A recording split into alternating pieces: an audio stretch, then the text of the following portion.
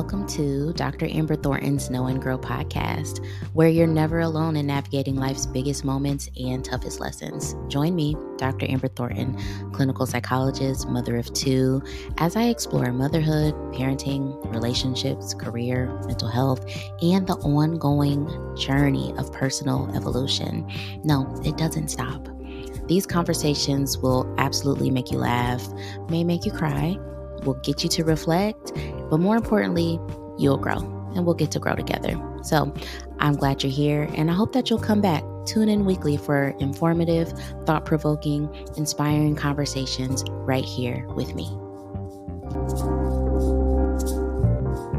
Welcome back to Dr. Amber's Know and Grow podcast.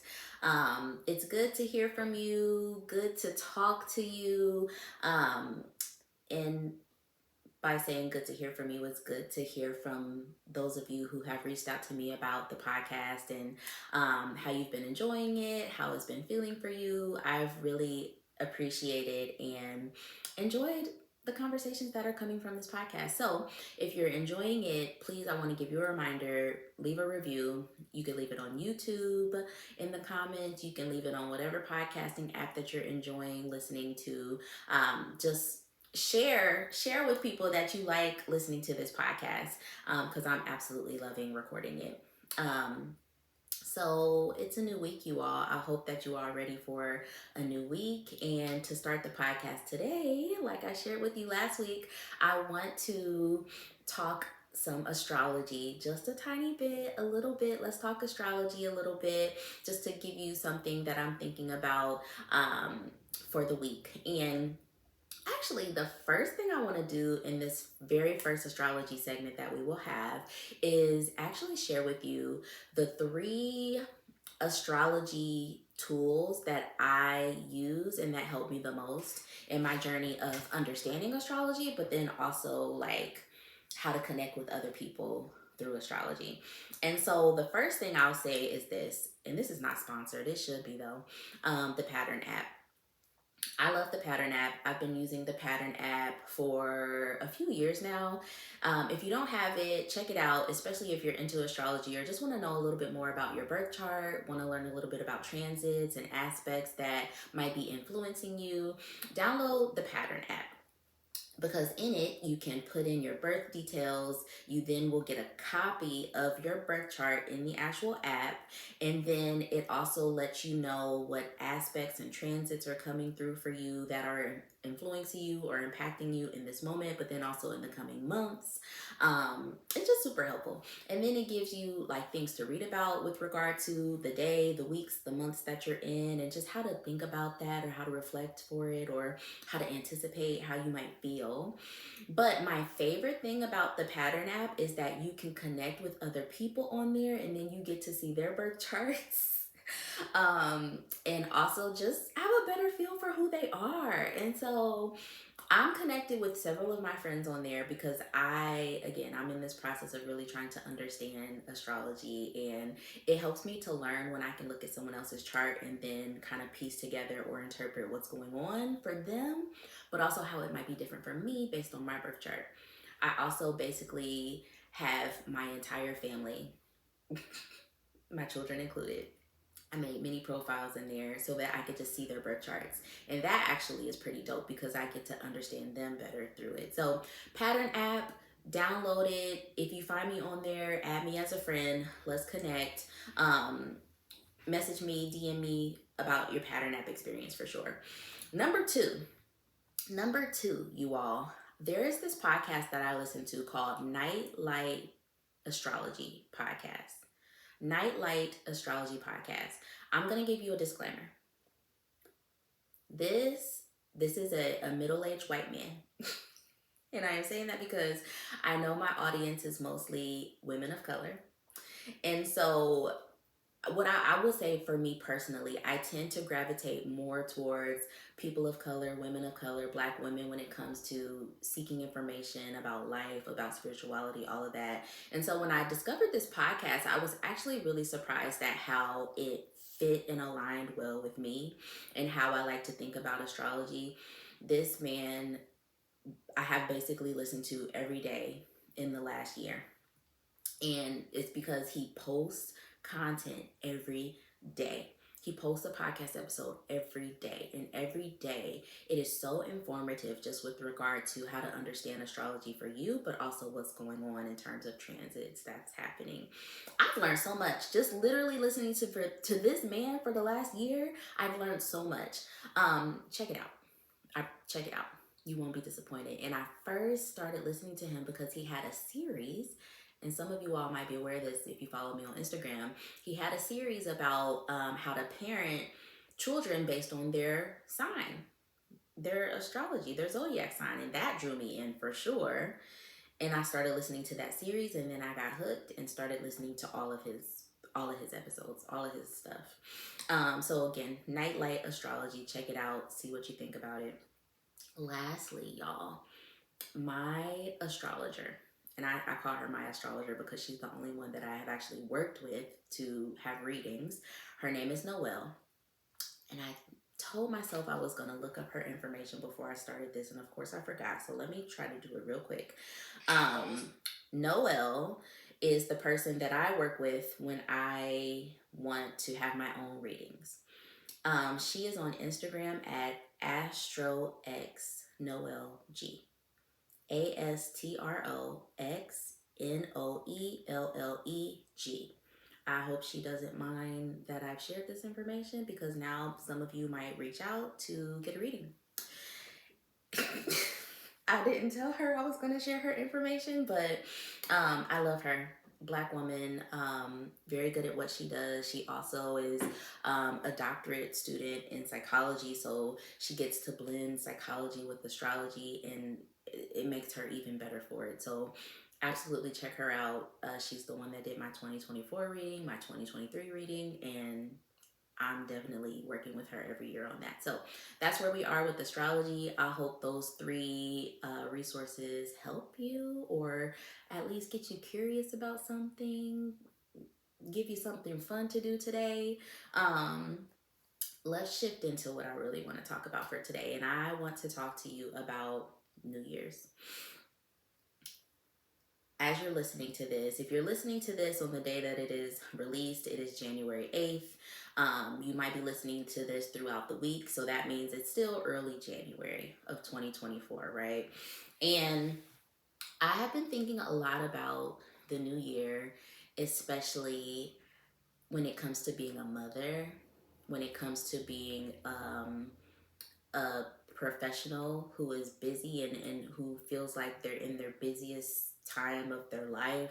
Like right now, I see myself in my life, my kids, my family, and I often think like we are in the busiest time of our lives. And I think that's the case with many millennials right now, especially those of us who have young children, those of us who are like seemingly in the peak of our career. Like you never really know where the peak is, because sometimes that peak might be later in life, but you never know, right? But it feels like we are in this particular time period where things are so busy, things are moving so fast, there are so many demands, there are so many responsibilities, and there's also not as much help. I've been thinking a lot about that too, just with regard to like, why do things feel like they are so much harder for us, right? Like many of us looked at our moms or our families when we were growing up and realized that they were doing so much. And then it's like, but damn, I'm struggling to do this, like this stuff over here. And it's really because the support looks different, the help looks different. What I will say is that many of our parents, not all, this is not an absolute, but more so I'm speaking from my experience, many of our parents um, parented within a village. And for millennials or those of us who kind of parenting today, there's this absence of that. We are often parenting in isolation. And I think we're feeling it because we need more help. We need more support. Saying all that to say, that's how I think about this current season of life that I'm in. And I know that this season of life is going to be a long season. My kids are going to be small for a while.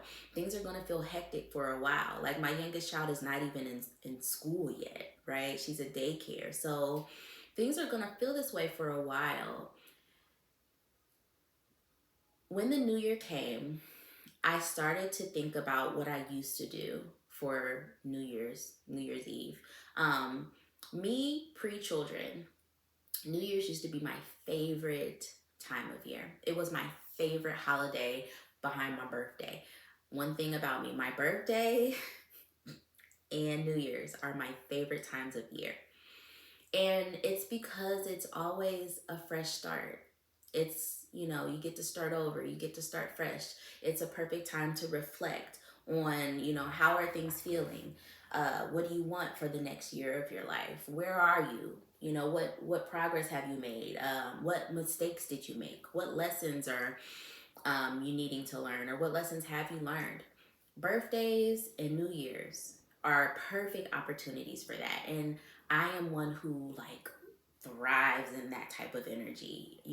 I'm always thinking about starting fresh or starting new or progressing and developing. And so those times of years are so awesome for me.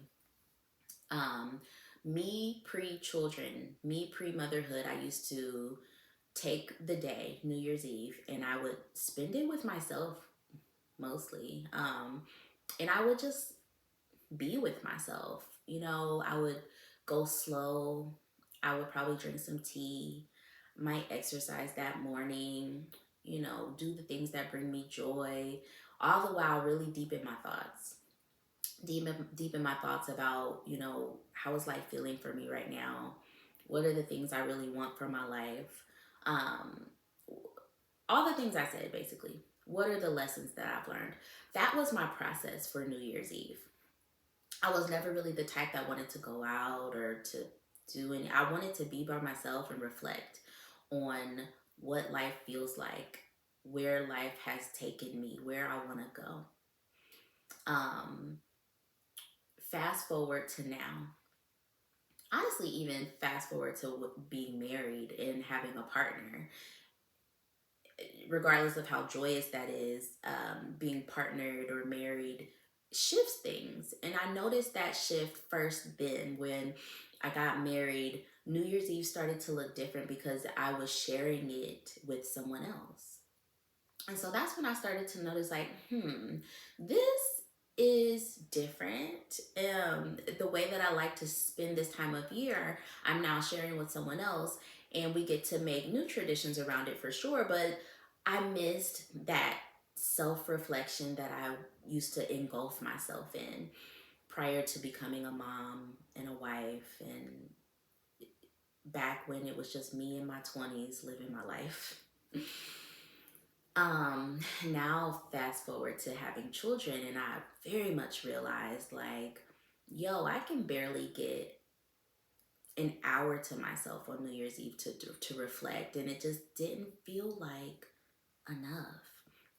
And so I don't know about you all, but this year for New Year's Eve, I very much felt grateful, for getting through 2023, where the year has gotten me. I got some amazing things coming up for 2024. My family has grown, all the good things for sure. But also found myself feeling some I'm trying to think if sadness is too strong of a word. Basically, I missed the time I used to have where I used to reflect by myself, be engulfed in my thoughts, and really just be to myself with that. I miss that. And I felt it a lot this year. I just really, there was a part of me this year that was like, I really just want to go away and to just be with my thoughts and myself for like a day. Even if it's just half a day.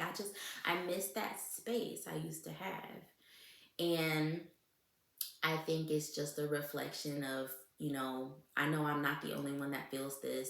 When you become a parent, and specifically a mother, those opportunities, those spaces that we used to have, that stillness changes. And I think we talked about this in the last episode. It's like there's two things happening. It's like, on one hand, you're so full of love and joy and gratitude for the children you have, the family you have, the progress you all have made, watching them grow and watching yourself grow. Like, you wouldn't trade that for the world. And you still miss those other parts of life. You still miss those other parts of yourself. You still are like grappling with, like, how does this actually feel? Because I miss this other part of myself, or this other thing I used to do, this other space I used to have. I miss it so much. Um, I don't know if that goes away. I guess I'll find out in like 10 years. I mean, and that's, here we are at the point of this podcast, right? There's so much that I know just from the life experiences that I've had, the degree that I have, the experiences I've had working as a psychologist. And there's also so much that I don't know. There's so many areas that I'm growing in. There's so much that I'm experiencing. And like I'm sharing here to you, this year for New Year's, I really missed um, the solitude, the quiet, the stillness that I used to use to reflect on the year and then to prepare for the next year. So because that's where I'm at right now in life, and that's what I'm doing, and that's, how my family operates, um, I didn't really set any goals this year. It's new year and no goals. And I also used to be one where I, for a while, I was very much like, new year, new goals, we're going hard. And then that shifted to new year, what's the word for the year? Me and my friend, we did that for several years for a while, where it was like, okay, well, what's your word? I remember I started doing that, I think in 2016, which crazy is like 8 years ago at this point. But I started to shift from like these hardcore goals to, well, what's your word or your theme for the year? And this year was the very first year where, I tried to pull for that. I tried to think about, well, what's my theme? What's my focus? What's my word? And nothing came.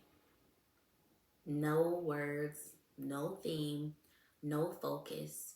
Literally, I went into 2024 with no new goals, no themes, no focus for the year. And for me, what I think that means for me is that instead, I'm just going to try to be present and just take each day as it comes, and be more flexible and open to what comes my way. I think I'm choosing to interpret this like silence that came to me as I tried to reflect, y'all, while my kid was at home sick, while we were like in the thick of it with the kids being home for weeks at a time, right? Those are the conditions that I was trying to reflect in, and they weren't optimal. So I'm choosing not to take this as, well, you didn't have time, you didn't have space, so nothing for the year. Instead, I'm taking it as that nothing actually just means the universe wants me to be present. It wants me to be present. It wants me to be open. It wants me to be flexible with regard to what comes. And that's essentially what I'm doing with my life now. We just talked about how I miss reflecting. I miss the time I used to have to do that. I miss it. That's not reality right now. And so I have to be open to what the now is. And I have to be flexible with it as well, because it is a change. And I have to be okay with it and learn how to navigate it. And that's what I'm doing. Learning how to navigate these spaces and these new changes means embracing it, and also feeling the sadness or the grief or the loss that comes when you miss what used to be. So that's where I'm at. It's 2024 and I don't have a theme, I don't have a focus, but instead I'm really just trying to be present and be open with what comes. All the while, like, yeah, there's things I want to work on this year. Like, we started the podcast. I want to be consistent with that. I have my new book coming out in June, A Parent's Guide to Self-Regulation. If you haven't pre-ordered it, trust me, conversations about the book are coming. you know, this year is the year where my youngest will start pre-K 3, and then both of my kids will be in the same school ideally. And so I'll have two kids in school, no more daycare, right? Me and my husband are working on things in our marriage. And so there's things that I want to work towards, but all the while I'm learning and accepting that through the course of a year, a lot can change, a lot can happen. My mind might change. Dynamics in my family might change. Things might come up. And so I think life this year just wants me to be open and flexible and embrace all the things that might come. And that's my goal for this year. Goal, I guess. It's a goal, right? I just said there's no goals, but that's the focus, the goal. Just be here. Just be here. Be flexible. Be okay with what is reality. I'm curious for you all. Feel free to reach out to me. Let me know, what are your focuses for the year if you have one. Is it a word? Is it a theme? Is it a goal? Is it something you want to be consistent with? Or are you feeling like me and kind of thinking, this year it's really just going to be in life? Like, just be in life, be present in life, be open to life, be flexible with what comes. Because I think that is really the vibe for people who are in a season similar to mine, where you have kids, they might be small, there's a lot going on, you might be partnered, may not be partnered, but you might be in the thick of your career, you got a lot going on, there's not a lot of help. That space really requires us to be very present, be very flexible, be very open. That's the vibe and the tone.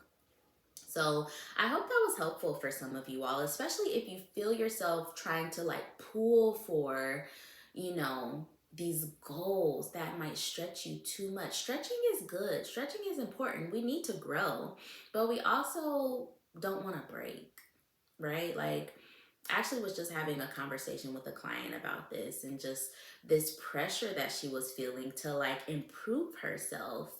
And we started to like get to these parts of herself where I was realizing, I don't think this is something you need to improve. I instead think this is just something you have to accept about yourself, right? You know, these details of life, or these parts of you that have been a part of you for most of your life. Yeah, some of them we can unlearn them, and we'll talk a ton about unlearning on this podcast. But sometimes there's parts of us and parts of our lives that we don't need to change, and instead we just need to accept. We just need to embrace, even if there comes some discomfort with that. The reality of this is really what it actually is, and I need to be open to it and accept it. That's hard, but it's necessary. So this feels like a good time to actually pull out the affirmation deck, because you all know I want to end every episode with one of these. I'm going to shuffle it, and we'll just see what comes up. Hopefully it'll be something that is relevant to our conversation today, just with regard to going into this next season, this next year of life, being open, being present, being flexible, accepting ourselves and the realities of life.